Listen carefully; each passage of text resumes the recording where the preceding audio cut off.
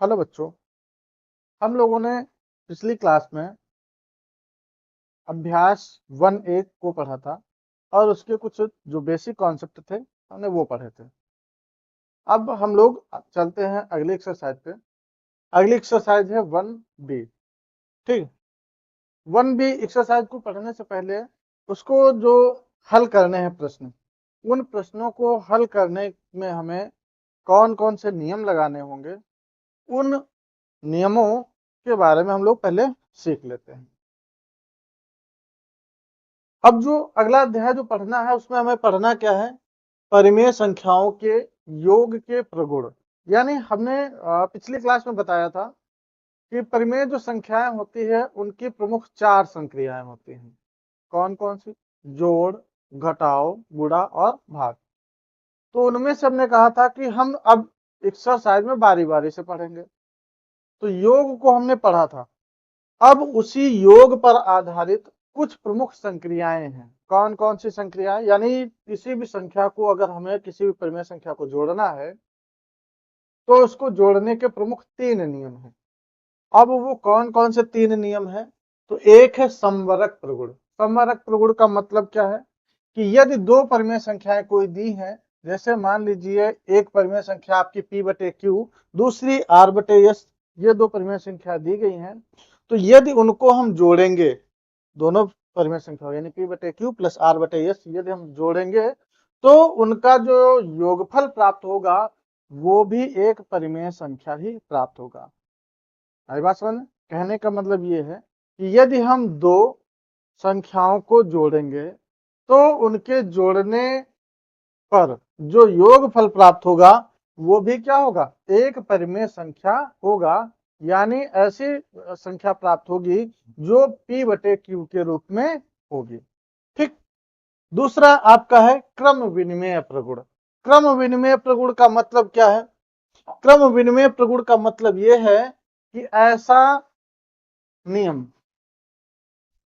हम दो संख्याओं में लगाएं तो उनका योग, चाहे हम पहले यानी दो परिमेय संख्याओं को, जैसे दो संख्या हमने ली, एक संख्या हमने ले ली p बटे q, दूसरी r बटे s ले ली। इन संख्याओं को हम चाहे p बटे q पहले रखें और r प्लस s, r बटे s ये बाद में रखें, और चाहे r बटे s पहले लिखे प्लस बाद में p बटे q लिखे, दोनों का जो योग आएगा वो बराबर होगा। ठीक, यानी क्रम विनिमय, यानी हमने क्रम को विनिमय कर दिया, बदल दिया। तो यदि उनके क्रमों को बदला जाए, यानी दो कोई परिमेय संख्या दी गई और उनके यदि हम क्रमों को बदल दें तो उनके क्रमों को बदलने पर उनका जो योगफल होगा वो भी एक परिमेय संख्या ही प्राप्त होगा। और उनके जो उनके क्रमों को बदल के जोड़ने पर जो योग होगा वो भी एक जैसा ही प्राप्त होगा, उनमें कोई अंतर नहीं आएगा। ठीक, जैसे एग्जाम्पल यहाँ पे दिया गया है, कुछ सवाल दिए गए हैं उनको जरा देखते हैं। जैसे यहाँ पे लिखा -5 बटे -8, फिर प्लस है -7 बटे 12। तो यदि इसको हम हल करें तो ये क्या आएगा? 5 बटे 8, जो माइनस ऊपर भी माइनस नीचे भी, तो माइनस ये माइनस दोनों ऋण की संख्या है, हट जाएगा माइनस चिन्ह। अब इधर अगर हम ब्रैकेट खोले तो एक प्लस की संख्या है और अंदर दूसरी माइनस, यानी यहाँ ये कह सकते हैं असमान चिन्ह है। और असमान चिन्हों के बारे में हमने बताया था कि असमान चिन्हों का गुणा हमेशा ऋणात्मक होता है। तो ये आ जाएगा -7 बटे 12। अब 12 और 8 इन दोनों का लासा ले लो। तो 12 और 8 का लासा लेंगे तो 12 8 का लासा कितना आ जाएगा? तो 12 8 का जब लासा निकालेंगे तो 2 से काटेंगे, 2 छक्के 12, 2 चार को 8, फिर 2 से काटेंगे, 2 3 6, 2 दूना 4, फिर 2 से काटेंगे, 2 ये 3 तो कटेगा नहीं, 2 1 कम 2, फिर 3 से काटेंगे तो 1 1, कितना आएगा? 2 दूना 4, 4 दूनी 8, 8 त्रिक 24।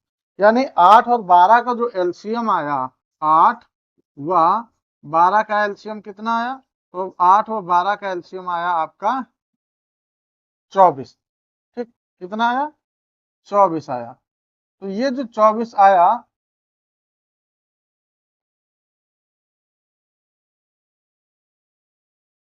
ये आया आपका 24। तो अब हमें इनके हर को क्या बनाना पड़ेगा? 24। तो बनाओ 24। 5 बटे 8, यदि हमें इसको 24 बनाना है तो क्या करना पड़ेगा, 8 में किस संख्या से गुणा, 3 से गुणा नीचे, तो 3 से गुणा ऊपर भी करना पड़ेगा। फिर माइनस लगाया, माइनस लगाओ, 7/12। अब 7/12 है तो 12 को हमें 24 बनाना है तो किससे गुणा, 2 से गुणा, तो 2 से नीचे करेंगे तो 2 से ऊपर भी करना पड़ेगा। हल करो, कितना आएगा, 5 या 15/8 = 24, माइनस 7 दूना 14/12 दूना 24। अब इसको अगर हम जोड़ेंगे तो दोनों के हर बराबर हैं, और हर बराबर हैं तो हम क्या करेंगे, इसे एक बार लिखेंगे और अंशों को आपस में जो चिन्ह लगा है लगा के घटा लेंगे, तो ये कितना आंसर आएगा, 1/24। कब, जब हमने -5/-8 को पहले रखा और -7/12 को बाद में रखा। अब यही सवाल है, इधर देखो हमने क्या किया, क्रम को पलट दिया, क्रम को पलट दिया, यानी बाद वाली संख्या पहले लिख दी, पहले वाली संख्या बाद में लिख दी। तो हम देखते हैं कि क्रम विनिमय का नियम यहाँ लागू होता है। तो देखो लिखा क्या है, -7/12, फिर ये तो दोनों चिन्ह आपके कट जाएंगे, कितना आएगा, प्लस का यहाँ पे 5/8। ठीक, अब इसे अगर हम हल करें तो दोनों के एलसीएम हम निकाल चुके हैं, कितना आया था, 24। तो इनके हरों को हमें क्या बनाना पड़ेगा, 24, तो बना लो 24। तो ये आएगा -7/12, 24 बनाने के लिए 2 से नीचे गुणा, 2 से ऊपर गुणा, फिर इधर 5/8, 24 बनाने के लिए 3 से नीचे गुणा, 3 से ऊपर गुणा, तो गुणा कराओ, -7 दूना 14/12 दूना 24, फिर प्लस 5 या 15/8 24। दोनों के हर क्या है, बराबर है, एक बार लिख लेंगे और अंशों को आपस में जो जैसे है वैसे लिख लेंगे चिन्ह लगा के। घटाओ, हल करो तो कितना आएगा, 1/24। देखो क्या कोई अंतर आया, कोई अंतर नहीं आया ना। मतलब यदि हम दो परिमेय संख्याओं के क्रमों को आपस में बदल दे तो उनका जो योगफल होता है वो समान प्राप्त होता है, एक जैसा प्राप्त होता है। तो हम ये कह सकते हैं योग यानी परिमेय संख्याओं के योग में क्रम विनिमय नियम का पालन होता है। ठीक, चलिए आगे, तीसरा नियम, यानी 3 नियम बताया हमने। साहचर्य नियम, साहचर्य नियम के बाद फिर क्रम विनिमय नियम, क्रम विनिमय के बाद में नहीं, पहला संवरक, फिर क्रम विनिमय, और इसके बाद साहचर्य। साह मतलब 7, साह मतलब 7। अब यहां पर ये जो नियम लगता है वो तब लगता है जब परिमेय संख्याएं 2 या 2 से अधिक हो। ठीक, तो हमने यहां मान लिया 3 परिमेय संख्याएं हैं, कौन सी, P/Q, R/S, T/U। तो अब इनको हमें जोड़ना है, तो जोड़ने के लिए हम क्या कर सकते हैं, दो परिमेय संख्याओं को पहले जोड़ ले, उनका जो योगफल आए उसमें तीसरा जोड़ दे। ठीक, या फिर ये कर ले, पहली वाली संख्या को छोड़ दे, बाद की दोनों संख्याओं को जोड़ ले, बाद की दोनों संख्याओं को जोड़ ले, और जो जोड़ बाद वाली संख्याओं का है उसको हम पहली वाली संख्या में जोड़ दे, और फिर जोड़ के जो आंसर आएगा वो बाएं पक्ष और दाएं पक्ष दोनों के बराबर आएगा। ठीक, अब इस पर हम जो सवाल आगे देखते हैं, अभी अभी मिलेंगे एक्सरसाइज में। ठीक, तो ये आपका साहचर्य प्रगुण था कि 3 संख्याओं को हम क्रम से यानी कोई भी क्रम लगा के आगे जोड़ सकते हैं। इस पे हम जो उदाहरण वो अभी एक्सरसाइज में वहां देख लेंगे।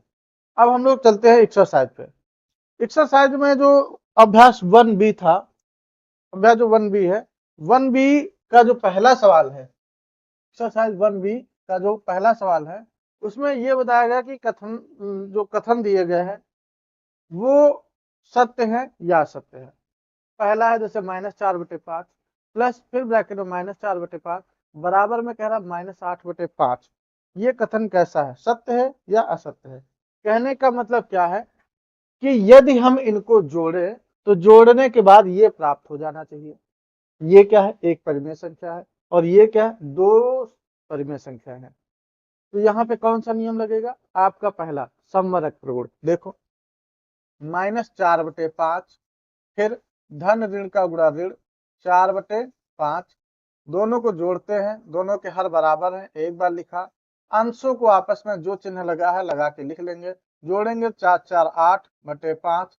तो यहाँ पर क्या हम देख रहे हैं, ये आपका दाहिना वाला पक्ष प्राप्त हो गया। अब जब हम बाएं पक्ष को लेके चले और दायां पक्ष मिल जाए, ठीक, दायां पक्ष मिल जाए, तो हम कह सकते हैं कि यह जो दिया गया कथन है वो कैसा है, सत्य है। मतलब कि ये यहाँ पर समवर्ग प्रगुण का पालन होता है। अगला प्रश्न देखते हैं, दूसरा नंबर लिखा है -6/7 प्लस 6/1। अब ये कह रहा है ये परिमेय संख्या नहीं है। तो सबसे पहला हमने नियम पढ़ा था समवर्ग प्रगुण, और समवर्ग प्रगुण में क्या बताया गया था कि दो या दो से अधिक दो परिमेय संख्याओं को यदि जोड़ा जाए तो उनका जो योगफल होगा वो भी परिमेय संख्या होगा। तो इनका अब कह रहा है कि इनको अगर हम जोड़ा जाए तो परिमेय संख्या नहीं है। तो इसका मतलब ये कथन कैसा है, ये कथन हमारा असत्य है। अब अगर इसकी जांच करनी है, उत्तर की जांच, तो कैसे करेंगे, चलिए उत्तर की जांच हम लोग करते हैं, देखते हैं। जैसे लिखा क्या है, -6/7, यही तो था, ठीक।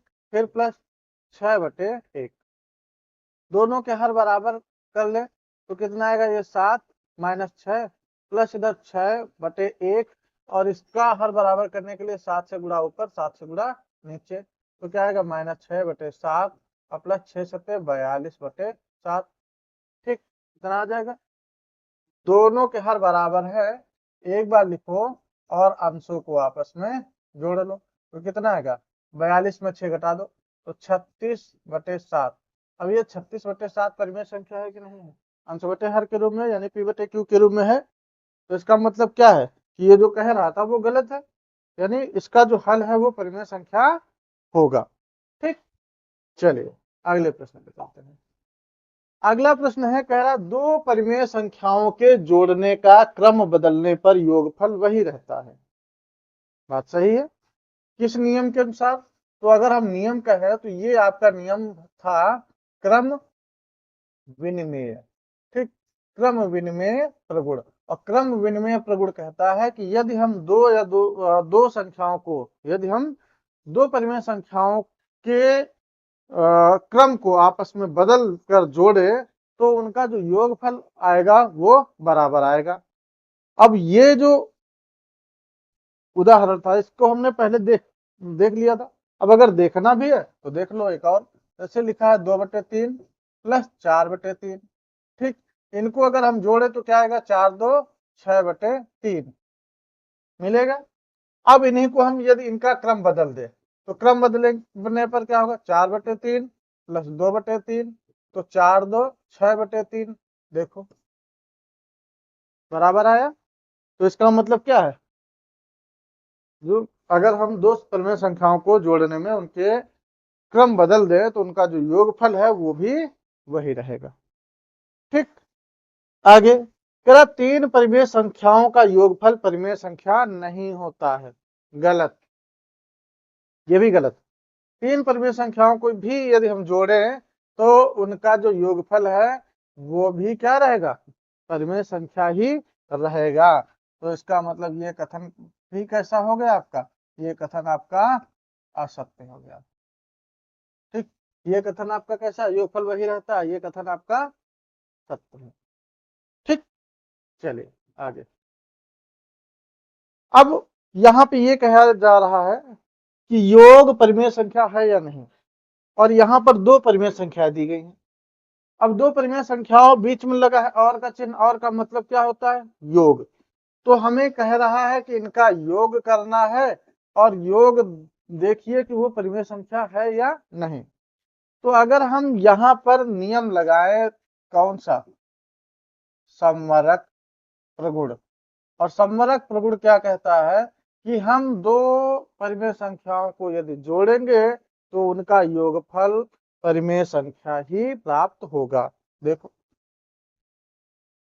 दोनों के हर बराबर करेंगे या लासा ले लो, तो लासा कितना आएगा, 4, ठीक।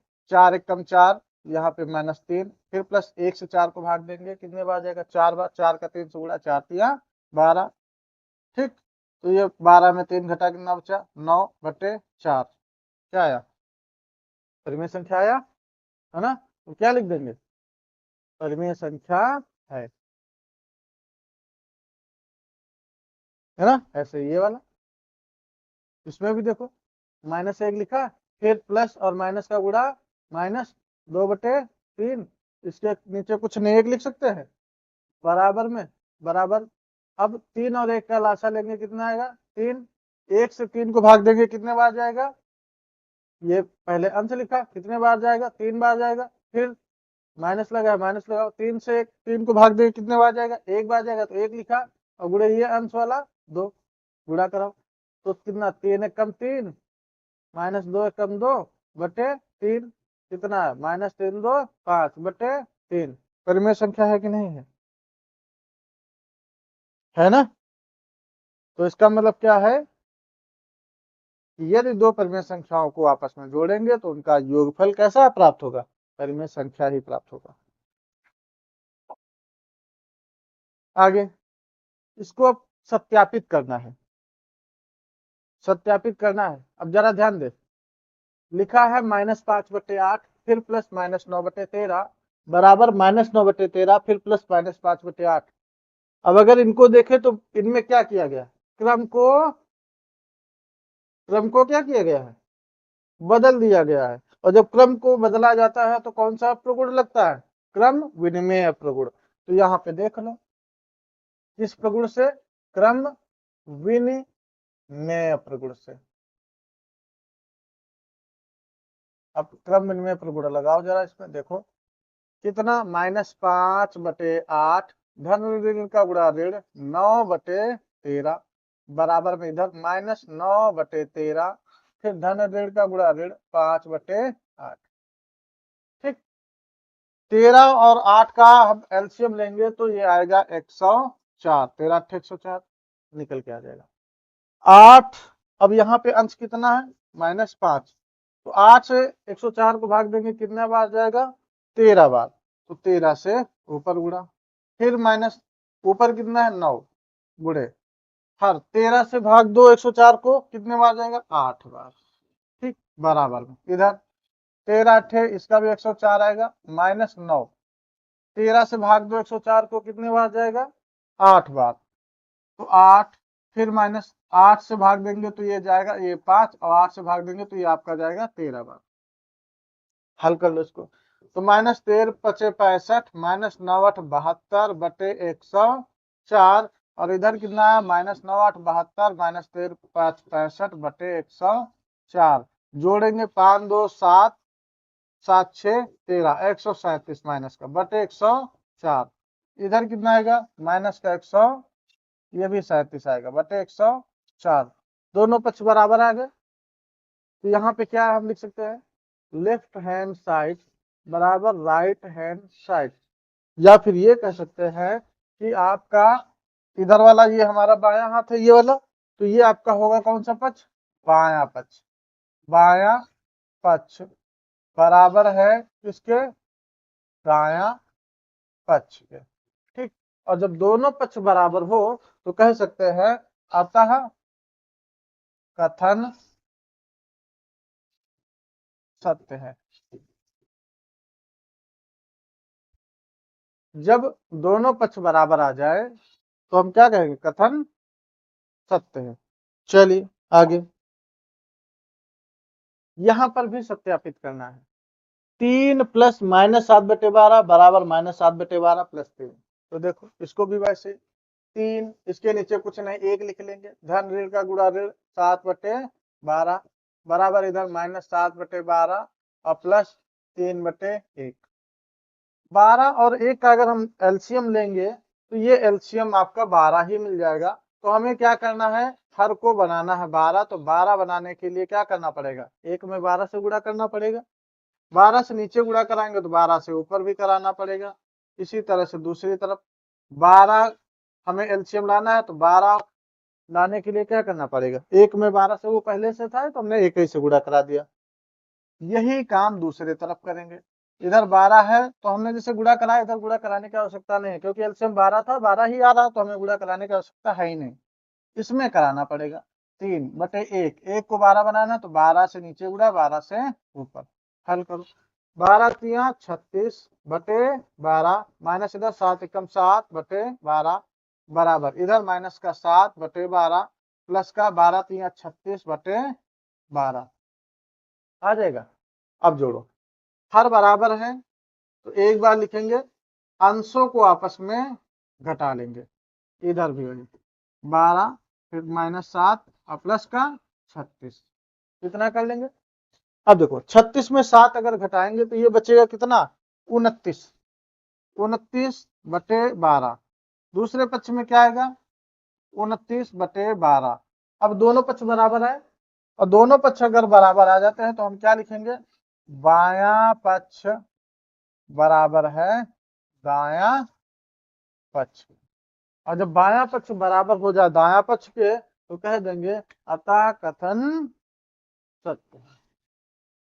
ठीक, पहले वाले सवाल में भी क्रम विनिमय नियम लग रहा था, इस वाले सवाल में भी क्रम विनिमय नियम है यानी प्रगुण है।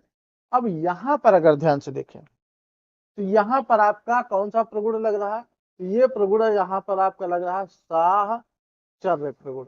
अब साहचर्य प्रगुण कैसे, देखो तीन परिमेय संख्याएं हैं तीन परिमेय संख्या, और तीनों परिमेय संख्याओं में क्या किया गया है, दो परिमेय संख्या जो पहले लिखी हैं उनको एक बड़े ब्रैकेट पहले जोड़ा गया है, बाद में तीसरी जोड़ी जा रही है। यहाँ पर क्या किया गया, पहली वाली संख्या को छोड़ के बाद की दोनों संख्याओं को जोड़ के तब पहले वाले में जोड़ा जा रहा है। तो देखो कितना लिखा, माइनस, हल करेंगे -4/7 प्लस 1/4 बड़ा ब्रैकेट, फिर इधर धन ऋण का गुणा ऋण, ये 7/16। इसी तरह से इधर भी हल कर लेंगे तो माइनस का ये 4/7 फिर प्लस बड़ा ब्रैकेट, अभी हल नहीं, जब तक अंदर से हल नहीं हो जाएगा तब तक बाहर नहीं लाएंगे, धन ऋण का गुणा ऋण 7/16। ठीक, अब यहाँ पर 7 और 4 का एलसीएम लेंगे तो कितना आ जाएगा, 28। तो हमें क्या करना है, पहली संख्या के हर में 28 बनाना है, तो 28 बनाने के लिए क्या करना पड़ेगा, 7 में 4 से गुणा, 4 से नीचे गुणा तो 4 से ऊपर, फिर प्लस 1/4। इस 4 को हमें 28 बनाना है तो 4 में किस संख्या से गुणा, 7 से, तो 7 से नीचे गुणा तो 7 से ऊपर। ठीक, -7/16 आप ऐसे ही नोट कर लेंगे बराबर। इसी तरह से इधर -4/7। अब यहाँ पे देखो, यहाँ पे आपका जो दिया गया है प्लस, अब ब्रैकेट के अंदर 4 और 16 है, तो 4 और 16 का अगर हम एलसीएम निकालेंगे तो कितना आएगा, 16 ही प्राप्त होगा। तो हमें इस 4 को यानी जो लासा हर है उसको 16 बनाना है, तो 16 बनाने के लिए किससे गुणा होगा, 4 से नीचे 4 से ऊपर, फिर माइनस दूसरा 7/16।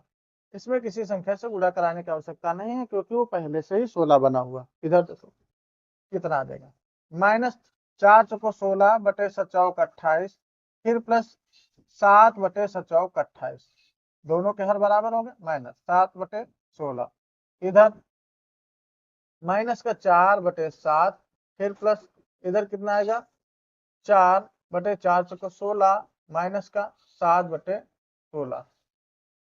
ठीक, अब इसके बाद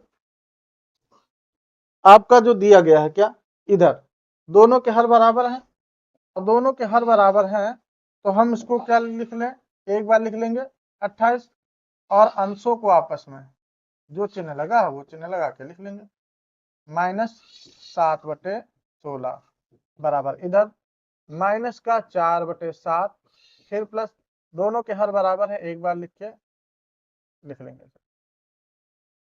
ठीक, हल करो, 16 में से 7 घटा कितना बचा, 9 माइनस का बटे 28, फिर माइनस इधर 7/16 बराबर में इधर कितना आएगा, माइनस का 4/7, फिर प्लस, और इधर 7 में 4 घटाएंगे तो माइनस का 3 बचेगा, -3/16। ठीक, अब देखो जरा, ये आपका आया 9 -9/28 -7/16 बराबर में इधर -4/7 प्लस का उधर वो माइनस का 3/16। अब देखो जरा,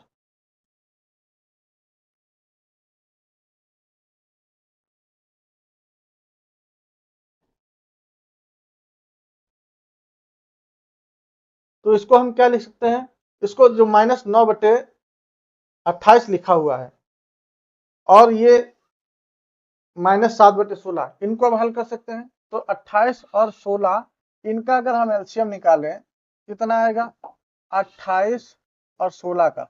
अब क्योंकि ये दो परिमेय संख्या बनी ना, तो अब इन दोनों को हल करना पड़ेगा।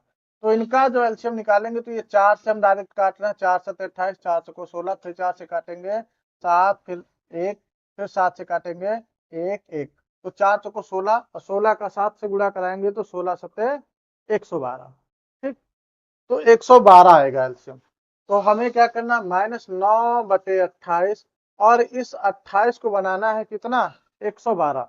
तो 112 बनाने के लिए कितने से गुणा करना पड़ेगा, तो 112 बनाने के लिए हमें कितने से गुणा करना पड़ेगा, देखो जरा, 28 दूना 56 और 56 दूना 112 यानी 4 से।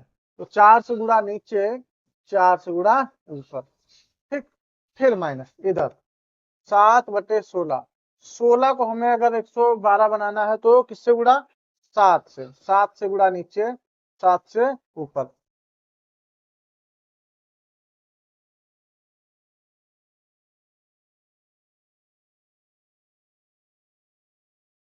ठीक, अब इधर दाएं ओर का निकालेंगे, वहां भी एलसीएम कितना आ जाएगा, तो उसका भी एलसीएम आपका कितना आएगा,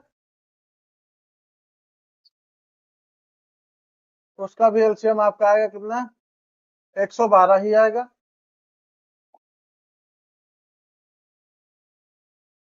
तो 112 यानी 4/7, और इस 7 को 112 बनाने के लिए किससे गुणा करना पड़ेगा, 16 7 112, 16 से नीचे तो 16 से ऊपर।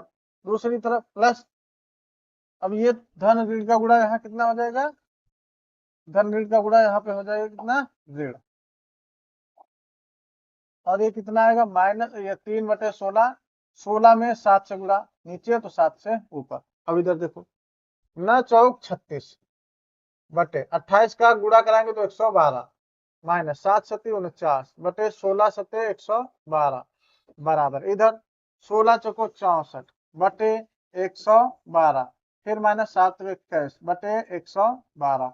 अब इनको जरा जोड़ो, दो मतलब हर दोनों के बराबर है, एक बार लिख के अंश में जो चिन्ह लगा होगा वही लिखेंगे बराबर में। इधर 112 माइनस का 64 माइनस का 21, जोड़ो जरा, तो 9 6 15 का 5 हासिल आया 1 और 4 3 7 1 8 -85 बटे 112। दूसरी तरफ जोड़ो इनको, 4 1 5 6 2 8 -85 बटे 112। तो यहाँ पे क्या मिला हमें, बायां पक्ष जितना था वही हमें दायां पक्ष मिला। तो जब दोनों पक्ष बराबर ही हैं तो हम क्या कह सकते हैं, अतः कथन सत्य है। ठीक, यानी जो दिया गया कथन है वो कैसा है, सही है। ठीक, चलिए आगे। अब अगला जो सवाल है 4 नंबर, उसमें दिया क्या गया है, यदि दो परिमेय संख्याएं a और b हैं, ठीक, तो तथा a प्लस बी बराबर दिया गया -15/11, तो आपसे पूछा जा रहा है कि b प्लस a का मान कितना होगा। सीधा सा सिंपल, यदि हमसे उसने कहा है कि a प्लस बी का मान ये -15/11 है, तो b प्लस a का मान भी -15/11 ही होगा। क्यों, क्योंकि सीधा सीधा ये कौन सा नियम लग रहा, क्रम विनिमेय प्रगुण। और क्रम विनिमय प्रगुण कहता है कि यदि हम परिमेय संख्याओं के क्रम को बदल दें तो योगफल वही रहता है। तो यहाँ पर क्या है, क्रम ही तो बदला जा रहा है, यानी ए जो पहले था वो बाद में कर दिया गया, बी बाद में था वो पहले कर दिया गया। तो इससे जब अगर हम क्रम को बदल रहे हैं तो उनके योगफल में कोई भी बदलाव नहीं होगा। ठीक, चलो आगे। अब यहाँ पर आपको रिक्त स्थानों की पूर्ति करनी है, और रिक्त स्थानों की पूर्ति में देखो यहाँ पे लिखा है -12/7, दूसरी तरफ लिखा है -12/7, ये यहाँ पे बाद में था, यहाँ पहले हो गया। और पहले बाद में क्या लिखा है, 5/-11। तो यहाँ पर ये नियम लग रहा है क्रम विनिमय का। ठीक, और क्रम विनिमय में क्या कहता है कि संख्याओं को अगर हम क्रम बदल दे तो उनका योगफल बदलता नहीं है। तो इसका मतलब इसका जो योगफल होगा वही इसका भी योगफल होगा, है ना। तो जब योगफल दोनों बराबर हैं तो दोनों तरफ संख्याएं भी तो बराबर होंगे। तो यदि इधर -12/7 इधर लिखी है, इधर भी लिखी है, इधर 5/-11 लिखा है, तो इसका मतलब इधर भी 5/-11 ही रहा होगा, है ना। तो बस किस नियम के तहत? क्रम विनिमय नियम। यहां पे देखो -10 -10, यहाँ पे चिन्ह छूटा है, चिन्ह यहाँ पे कौन सा, ये प्लस रहा होगा, ये प्लस का चिन्ह। अब यहाँ आगे 5/6 -7/12, तो यहाँ -7/12 -10 2 मिल रहे, कौन नहीं मिला, 5/6, तो यहाँ क्या भर दिया जाएगा, 5/6। बस हो गया, ठीक। चलो आगे। अब यहाँ पे सरल करने के लिए कहा गया है, यानी हल करना है। चलो देखो कितना लिखा है, 3/4, धन ऋण का गुणा ऋण 8/9 प्लस 5/8। अब आगे क्या करना है, 4, 9 और 8 का निकाल लेंगे हम एलसीएम। तो हम जब 4, 9, ठीक, 9 व 8 का एलसीएम लेंगे, तो जो इसका एलसीएम यानी लघुत्तम समापवर्तक आएगा वो आएगा इसका 72। निकाल के देख लेना काट के, ठीक। तो देखो अगर 72 आएगा तो हमें क्या करना है, जो एलसीएम आता है हम उसे कहाँ लिखते हैं, सबसे नीचे, है ना।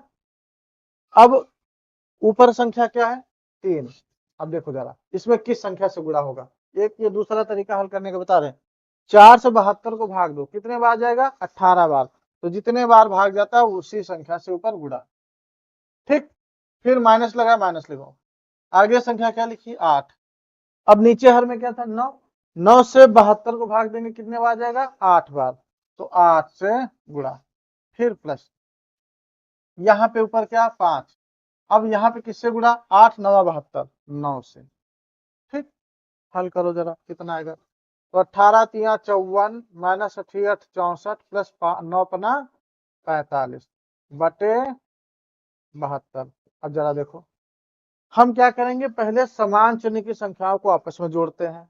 तो 4 और 5 9, 5 4 9 माइनस का 64 बटे 72। अब ये असमान चिन्ह हो गया तो घटा लेंगे।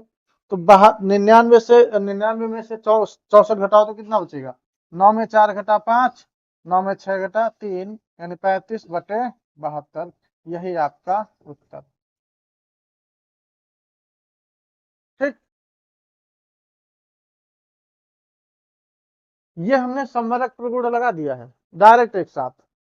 इसे आप साहचर्य प्रगुण से भी हल कर सकते थे, लेकिन ये ऐसे ज्यादा आसानी से हो जाता है।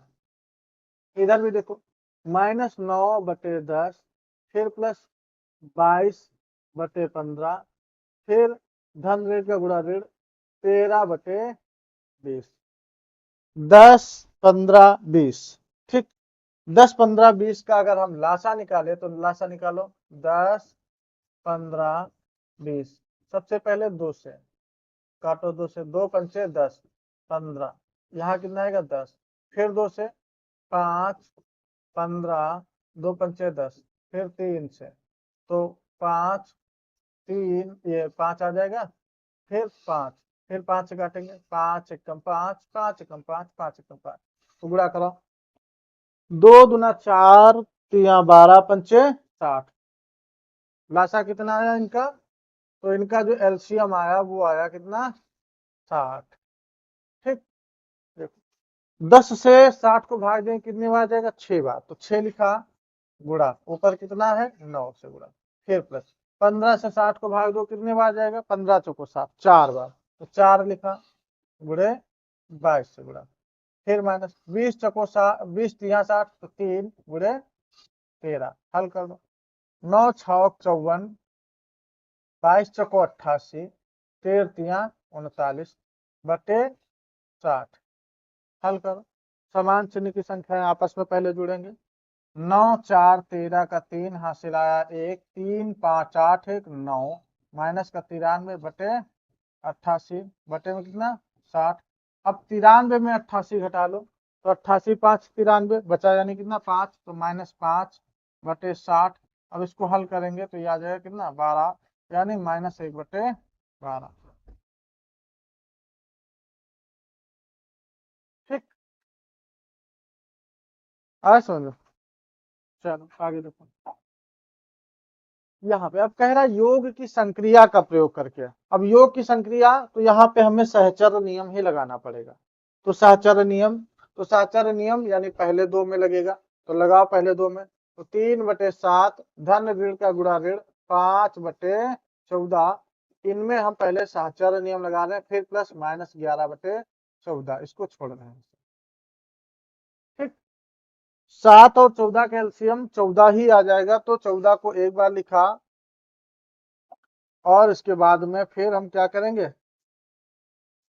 पहली संख्या के हर से भाग दो, कितना 7 दूना 14, 2 बार गया, 2 लिखा, गुणे ऊपर अंश में 3, माइनस 14 एकम 14 एक बार गया, अंश में 5, 5 गुणा ब्रैकेट बनो। फिर इधर ये कितना धन ऋण का गुणा ऋण 11/14। अब हल करो ऊपर, तो 2 3 6, -5 एकम 5/14, और इधर कितना आ जाएगा, ब्रैकेट बंद रखे, माइनस का 11/14 आ जाएगा ये। अब इधर देखो, 6 में 5 घटा 1/14, माइनस इधर 11/14, है ना। दोनों के हर बराबर हैं, एक बार लिखेंगे, और अंशों को आपस में घटा लेंगे, कितना आएगा माइनस का 10, 11 में 10, 1 घटा 10/14। अब इसको अगर सॉल्व करो तो 2 पंचे 10, 2 सते 14, -5/7 हो गया। कौन सा नियम लगाया, सहचर। इसमें भी पहले इन दो को एक साथ लेके हल करो, और इन दो को लेके एक साथ हल करो, दोनों आए जोड़ दो।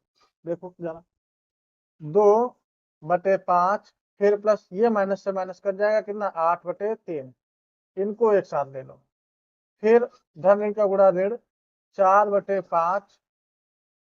ठीक, या फिर ऐसा करो, ये पहले ये ऐसे -4/5 ये कर लो, धन ऋण का गुणा ऋण 2/3, ऐसे साचर्य नियम। तो यहाँ पे अब आगे कितना, लासा 5 3 15 आ जाएगा, 5 से 15 को भाग देंगे, कितने बार आ जाएगा 3 बार, 3 लिखा, अंश में 2 था, 2 से गुणा, फिर प्लस 53 15 5 गुणे अंश 8 इधर, फिर प्लस 5 3 15, और इधर कितना 5 से 15 को भाग देंगे, 3 बार जाएगा, 3 गुणे माइनस का 4, फिर माइनस 53 15 5 बार, 5 गुणे 2। ठीक, आगे 3 दूना 6 प्लस 8 पंचे 40/15, इधर कितना आएगा -4 3 12, -5 दूना 10/15। ठीक, आगे कितना देगा 40 6 46/15, फिर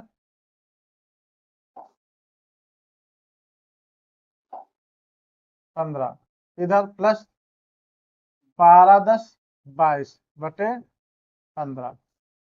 हल करो, दोनों के हर बराबर हैं, और क्या लिख सकते हैं, यानी 46/15, फिर धन ऋण का गुणा ऋण 22/15, दोनों के हर बराबर हैं, एक बार लिखेंगे, और अंशों को आपस में घटा लो।